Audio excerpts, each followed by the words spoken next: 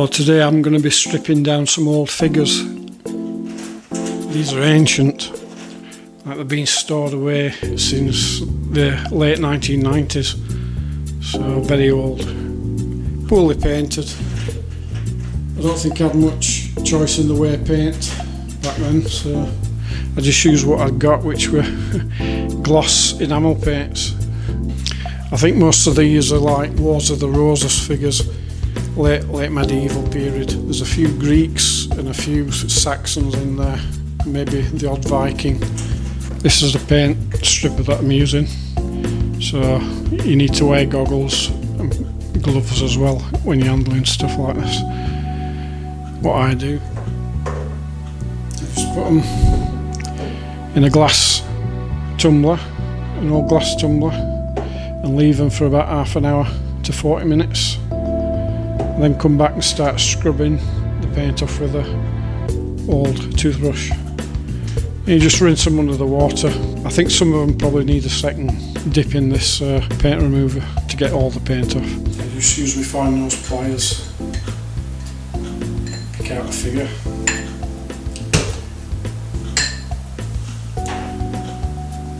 Then with a toothbrush, just gently scrub.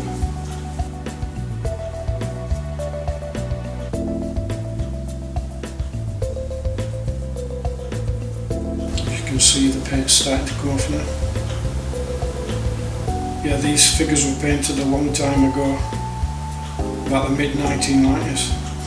What I'm finding with this paint stripper is it's taking the gloss paint off quite easily, but some of the matte enamels don't seem to want to come off, especially the flesh colour for some reason. Seems to want to stay on. So we'll get off what we can, and then they'll have to go in again. Have a second go, maybe soak them overnight. But yeah, the flesh colour's staying on. And these are enamel paints, remember. Okay, there we have them. All the old metal figures stripped down. There's a few that's still got a bit of paint on. I'll probably give them a second going over. And some of the flesh colours obviously still there. That yellow colour doesn't seem to want to come off easily. But yeah, they'll be put away now until whenever I get around to painting them, but they're not on my list at the minute of things to do, so I'm just going to store them away. Right, today we're going to be making scatter terrain. I've got a few pieces of MDF that have been shaped and cut. Just random patterns, you can see, like that. Started painting on here. I'll just paint them brown. You can paint them green, grey, whatever colour you want, sand colour, depending on what terrain you're going to be using.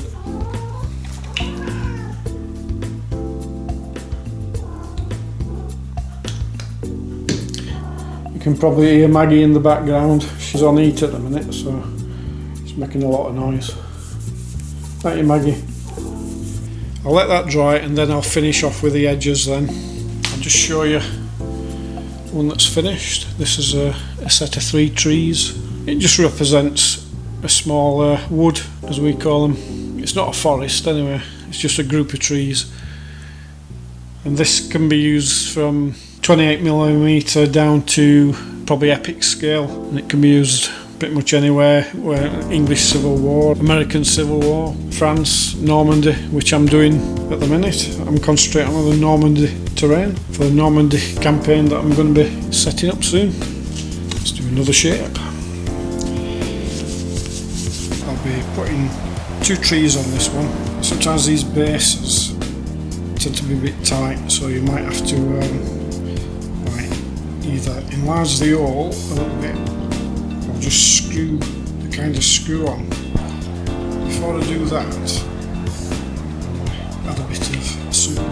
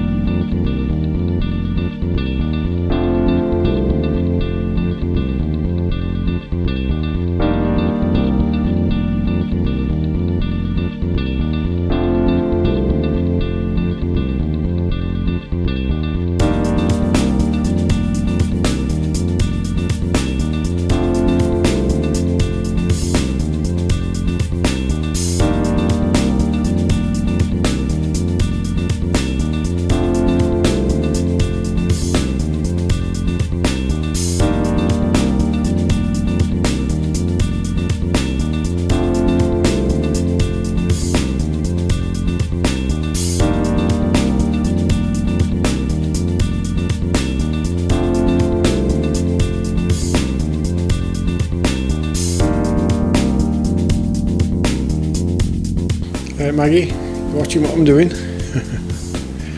Hiding, aren't you? But it's nice and warm on that polystyrene. Oh, look at that little face. Hey? Look at that little face.